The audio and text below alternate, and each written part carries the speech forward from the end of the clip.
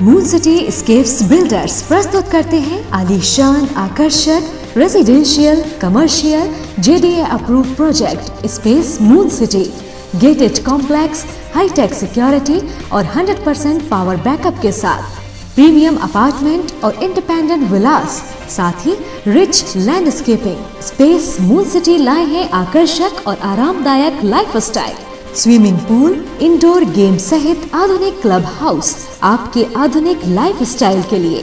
Shopping and entertainment के लिए national और इंटरनेशनल ब्रांड्स के साथ शॉपिंग मॉल और मल्टीप्लेक्स। स्पेस मून सिटी 25 एकड़ में विस्तृत है।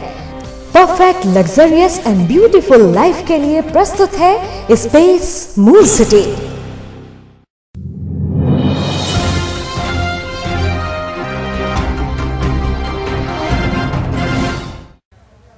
जैसा कि ये दौर चल रहा है कोरोना महामारी का, पूरा विश्व इससे जूझ रहा है और अब संक्रमित की संख्या में अगर देखा जाए तो अपने हिंदुस्तान में भी 3 लाख से ऊपर आंकड़ा पहुंच गया है।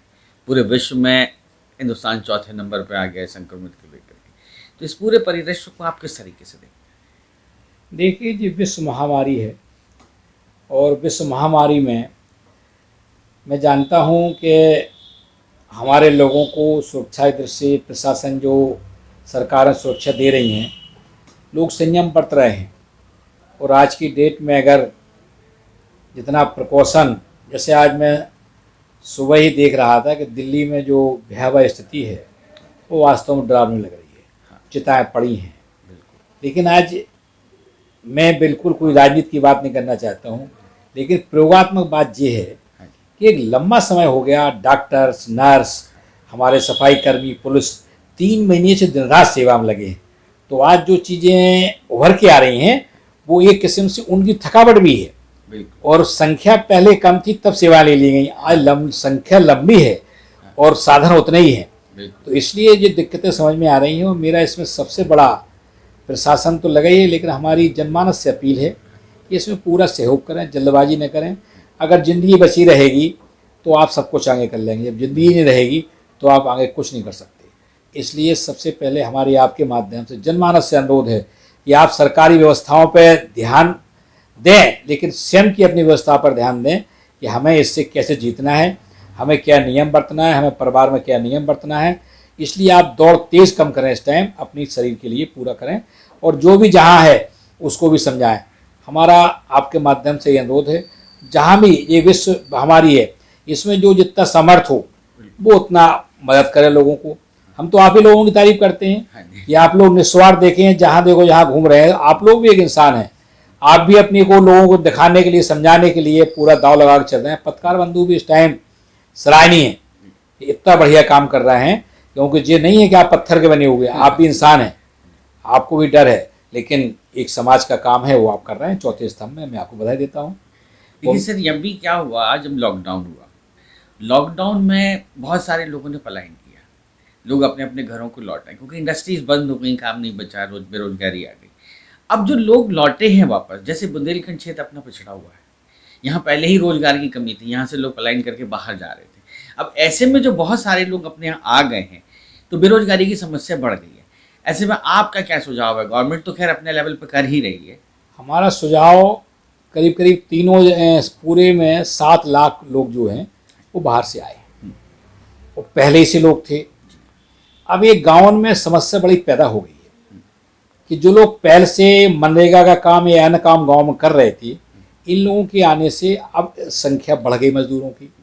तो आपस में भी तनाव में हो गया। हम लोग जान रहे हैं पूरे गाँव में, वो कह रहे हैं जॉब कार्ड हमारा पहले बनाओ, प्रधान जी जॉब कार्ड हमारा पहले बनाओ, हम ये काम करेंगे। दूसरी समस्या ये है, कोई अगर मैनेजर ही करता रहा, टेलरिंग करता रहा, ड्राइविंग करता रहा, मोटर मैकेनिक करता रहा, इलेक्ट्रिशियन करता रहा, वो फड़ुआ का काम नहीं करना चाहता। लेकिन वो मनरेगा के तहत गाँव में फड़ुआ के अलावा कोई काम नहीं है। तो मैं तो सरकार से यह अनुरोध करूँगा कि जो इन लोगों के गांव में जिस प्रकार के रोज हम कह रहे हैं टेलरिंग का आप काम शुरू करा दें, वहाँ आप प्लम्बिंग का काम शुरू करा दें, वहाँ लोगों को आर्थिक सहायता दे दें। जैसे आपने 10,000 रुपये दिए हैं, लेकिन मिल जाए लोगों को। अभी मिल नहीं रहे हैं, केवल आपकी घोषणा है, लेकिन लोगों की धरातल पर पहुँच नहीं रहे। वो मिल जाए तो लोग गाँव में अपना मोटर मैकेनिक की दुकान खोल लें, प्लम्बरिंग की दुकान खोल लें, इलेक्ट्रिशियन की दुकान खोल लें, गाँव जाएँ, तो ये सब तक दूर हो पाएगा। आप सोचें अकेले मनरेगा से हो पाएगा, ये नहीं। कल हमें ये जानकारी आई है कि पीडब्ल्यू विभाग भी मनरेगा के तहत जो उनकी पटरियां होती हैं किनारे किनारे, उनको मनरेगा के तहत ही कच्ची भराई करा रहा है। इससे संख्या बढ़ेगी और इससे पलायन में रोकने होगी। जी आप मान के चलिए, हमारे पास भी कई लोग आते हैं जो बॉम्बे चले गए, एक थे लौट के आए। कल एक हमारे पास आया था यादव यहाँ का, तो कैसा हम 32,000 रुपये में काम कर रहे थे, तो हमने 32,000 रुपये नहीं मिल पाएंगे। फिर हमने एक सज्जन को फ़ोन किया, एक ठेकेदार थे, तो उन्होंने उसको 12,000 रुपये में रखा, तो वो 12,000 खुश हुआ कि साहब चलो आज घर बैठे से है कि 12,000 रुपये मिलेंगे तो हम काम करेंगे। तो इसलिए हमारा सरकार से अनुरोध है, गांव प्रधान से भी है कि इस टाइम आप इसको इस रूप में न लें कि अच्छा काम मिल गया मुझे और अपना, लेकिन इस टाइम परोपकार करने का काम है। ये मौके ज़िंदगी में कम ही आते हैं कि किसी की आप परोपकार करें। ये मौके आज मौके लोगों के पास आए हैं, सामर्थ्य वाले प्रधान भी गाँव का सामर्थ्य होता है, उस रूप में न लें कि इसको हमें किस रूप में एडजस्ट करना है। एडजस्ट ये करें कि इनको कैसे ज़्यादा से ज़्यादा काम दे सकें, उस रूप में लें। ये प्रधानों से अनुरोध, हम तो हर जगह बात कर रहे हैं, लोगों को समझा रहे हैं कि आज आपको अपनी नहीं है, दूसरों की आवश्यकता हम ही हैं। हमारे पास जो भी आ जाते हैं, जिस क्षेत्र में हम गए हैं, चाहे माधोगढ़ गए हों, चाहे कोंच गए हों, चाहे ललितपुर गए हों, चाहे यहाँ रक्षा में गए हों, जितना बनना कर रहे हैं चूँकि, लेकिन हमारी इतनी सामर्थ्य कम कर रहे हैं। अगर हम सामर्थ्य से बाहर करेंगे तो नहीं कर पाएंगे, क्योंकि हमें भी अपनी सीमाओं के अंदर काम करना है, हमारी परिवार है, हमारे खर्चे हैं। तो इन सब चीज़ों से हम यही अनुरोध करेंगे कि सरकार भी इन लोगों पर ध्यान दें, प्रवासियों पर, जो पहले से मजदूर उन पर भी ध्यान दें कि ये न रहे कि प्रवासियों को गाँव में काम मिल जाए, बकाया लोग जो एक्चुअल है वो छूट जाए, उनकी तरफ भी निगाह दें और पूरा इस पर करें। और हमारा देश राजनीति न करके सभी लोग, चाहे वो समाजवादी हो, चाहे बीजेपी हो, चाहे कांग्रेस हो, चाहे बहुजन हो या अन्य हो, सब NGO संगठन कुछ भी हो, सब इस टाइम मिलजुल कर इस महामारी से कैसे निपटा जाए उस पर आगे चलें। तो राजनीति बाद में होती रहेगी, बहुत समय पड़ा है। इसलिए हमारा यही अनुरोध है आपके माध्यम से कि इसमें सभी लोग, आप लोग धन्यवाद के पात्र हैं कि हमारी आवाज़ आपके माध्यम से पहुँचेगी, लोग हमारी सुनेंगे और वो अच्छा लगेगा।